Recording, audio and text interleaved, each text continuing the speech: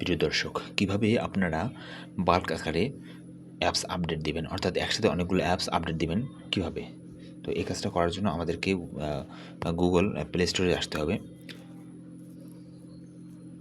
Play স্টোরে আসার পর এখান থেকে এই যে প্রোফাইল আইকনে ক্লিক করতে হবে। প্রোফাইল আইকনে ক্লিক করার পর এখানে দেখতে পাচ্ছেন নিচে ম্যানেজ অ্যাপস অ্যান্ড ডিভাইস, এইটার উপর ক্লিক করবেন। ক্লিক করার পর এখানে দেখতে পাচ্ছেন আপডেটস অ্যাভেলেবেল, এই আপডেটস অ্যাভেলেবেলের উপর ক্লিক করতে পারেন, অথবা এখানে আপডেট অল দেখতে পাচ্ছেন, এই আপডেট অলের উপরে ক্লিক করতে পারেন।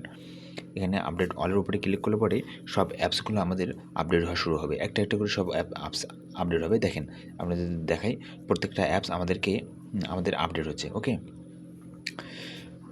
এখানে সাইডে দেখতে পাচ্ছেন ক্যান্সেল অল। আপনি যদি ক্যান্সেল অল করে দেন তাহলে আপডেটগুলো বন্ধ হয়ে যাবে, মানে ক্যান্সেল হয়ে যাবে। ওকে, তো এভাবেই মূলত আপনারা একসাথে অনেকগুলো অ্যাপস আপডেট দিতে পারেন।